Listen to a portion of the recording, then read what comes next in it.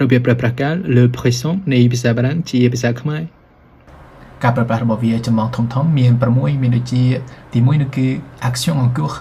យើងប្រើ le présent ដើម្បីនិយាយអំពីសកម្មភាពដែលកំពុងកើតឡើងវាស្តៀងនឹងនៅក្នុងភាសាអង់គ្លេសគឺ present continuous ដែលយើងប្រើវាដើម្បីរៀបរាប់ពីសកម្មភាពមួយដែលកំពុងកើតឡើងខណៈពេលយើងកំពុងនិយាយឧទាហរណ៍ je t'écris un message មានន័យថាខ្ញុំកំពុងសរសេរសារទៅអ្នកឯងយើងអាចប្រើពាក្យ maintenant ត្រង់នឹងក៏បានដែរដើម្បីបញ្ជាក់ថាខ្ញុំកំពុងសរសេរសារទៅអ្នកឯងឥឡូវនេះឧទាហរណ៍មួយទៀត il pleut dehors មានន័យថាវាគឺកំពុងភ្លៀងនៅខាងក្រៅចង់និយាយថាវាគឺកំពុងភ្លៀងខណៈពេលយើងកំពុងនិយាយនឹងមានន័យថាឥឡូវនេះបណ្ដោយមុខងារទី2ចម្បងរបស់វាគឺយើងប្រើវាដើម្បីនិយាយអំពី habitude ដែលជាទម្លាប់យើងប្រើវាដើម្បីបង្ហាញពីសកម្មភាពដែលកើតឡើងដដែលហើយទៀងទាត់ឧទាហរណ៍ je vais au marché tous les dimanches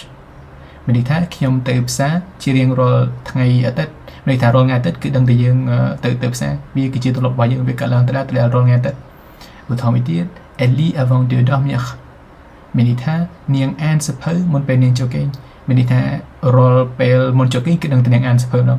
ទៅវាគឺជាទម្លាប់របស់នាងហើយតែនិយាយពីទម្លាប់គឺយើងប្រើ présent មុខងារទី3របស់វាគឺ vérité générale យើងប្រើវាដើម្បីនិយាយអំពីការពិតដែលជាទូទៅដែលយើងអាចប្រើវាដើម្បីនិយាយអំពីការពិតដែលបែបវិទ្យាសាស្ត្រការពិតបែបសកលឬក៏ការពិតបែបអចិន្ត្រៃយ៍ឧទាហរណ៍ជាក់ស្ដែង l'eau bout à 100 degrés មានន័យថាទឹកពុះនៅ100អង្សាសេនេះគឺជាការពិតបែបវិទ្យាសាស្ត្រដោយថាឲ្យតែដល់កម្រិត100អង្សាសេគឺដឹងថាទឹកពុះឧទាហរណ៍មួយទៀត la terre tourne autour du soleil មានន័យថាផែនដីវិលជុំវិញព្រះអាទិត្យតោះនេះក៏និយាយពីការពិតជាបែបវិទ្យាសាស្ត្រឬក៏ជាសកលការពិតផ្សេងៗដែលទាក់ទងនឹងទូទៅវាអាចជាការនិយាយថាខ្ញុំមានបងប្អូនប្រុស2នាក់ខ្ញុំមានបងប្អូនស្រី2នាក់អីអញ្ចឹងអានេះក៏ជាការពិតដែរទៅបើសិនជាយើងចង់និយាយពីការពិតបែបហ្នឹងយើងត្រូវប្រើកាល présent បច្ចុប្បន្នចំណែកមុខងារទី4របស់វាវិញយើងប្រើវាដើម្បីនិយាយអំពី future proche ដែលជាអនាគតដែលជិតនឹងកើតឡើងឬក៏បន្តិចទៀតនឹងកើតឡើង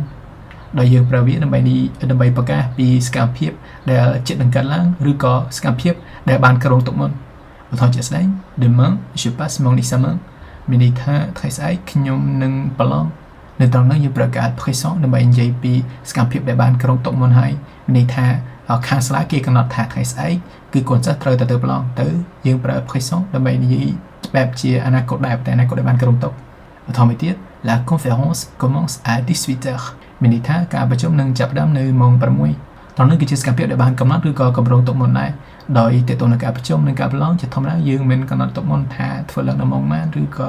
នៅថ្ងៃខែណាមែនទេហើយយើងទោះបីជាវានិយាយពីអនាគតក៏ដោយដែលវាមិនទាន់កាត់ឡើងក៏ដោយសកម្មភាពទៅនឹងប៉ុន្តែដោយសារវាគឺជាក់លាក់ហើយបានកំណត់រួចហើយយើងត្រូវប្រើ présent ឧទាហរណ៍មួយទៀតទាក់ទងនឹង action imminente យើងអាចនិយាយថា ce soir nous dînons chez Paul មានថា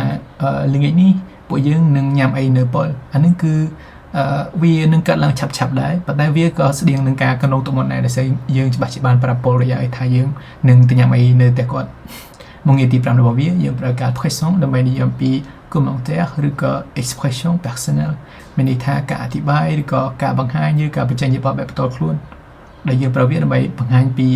គំនិតរបស់យើងពីអារម្មណ៍របស់យើងឬក៏ការពេញចិត្តរបស់យើងបែបភ្លាមៗបែបធម្មជាតិដោយបែបអូតូឧទាហរណ៍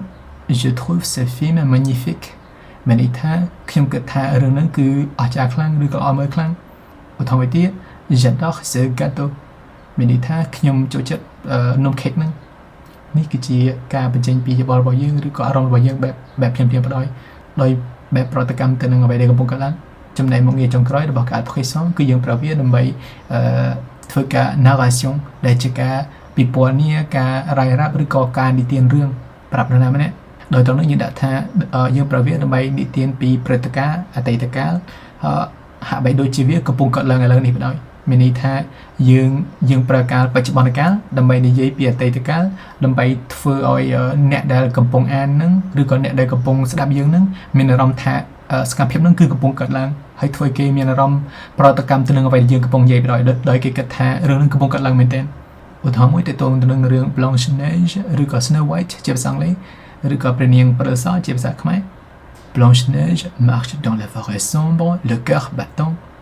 elle aperçoit une petite maison et frappe timidement à la porte les 7 nains surgissent étonnés de voir une jeune fille si belle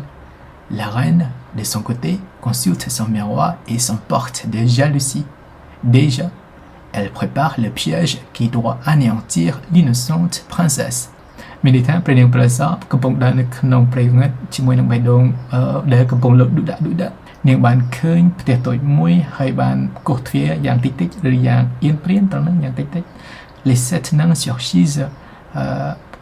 អ្នកមនុស្សទើទាំង7បានចេញលេចចេញឡើងភ្ញាក់ផ្អើលដែលបានឃើញក្មេងស្រីដ៏ស្អាតក្មេងម្នាក់ចំណែកម្ចាស់ស្ត្រីវិញកំពុងពិភាក្សាឬក៏កំពុងសំដបមានកញ្ចក់របស់នាងពោពេញទៅដោយភាពច្រណែនឈ្នះនេះនាងក៏បានត្រៀមអន្ទាក់រួចជាស្រេចដែលនឹងកំចាត់ព្រះនាងដែលនៅក្មេងខ្ចីដែលមិនដឹងអីសកម្មភាពទាំងអស់នៅក្នុងអត្ថបទតូចមួយហ្នឹងគឺសត្វសឹងតែជាសកម្មភាពដែលបានកើតឡើងហើយតែអ្នកនិពន្ធសម្រាប់ចិត្តប្រើកាលបច្ចុប្បន្នកាលដើម្បីពិពណ៌នាសកម្មភាពទៅនឹងដើម្បីឲ្យធ្វើយើងមានអារម្មណ៍ថាសកម្មភាពហ្នឹងគឺកំពុងកើតឡើងមែនទែនធ្វើយើងមានអារម្មណ៍ថាភ័យព្រួយឬក៏ភ័យខ្លាចដូចជាអ្វីដែលគេកំពុងពិពណ៌នានៅក្នុងនឹងស្រាប់ទៅបើសិនជាយើងចង់និយាយពីព្រឹត្តិការណ៍ណាមួយនៅក្នុងអតីតកាលរបស់យើងក៏ដោយបើយើងចង់ប្រាប់គេពីរឿងអ្វីមួយដែលកើតឡើងយើងអាចប្រើ style នឹងដែរគឺយើងប្រើ frisson ដើម្បីនិយាយពីសកម្មភាពអតីតកាលទាំងហ្នឹងដើម្បីធ្វើគេមានអារម្មណ៍បែបហ្នឹងដែរ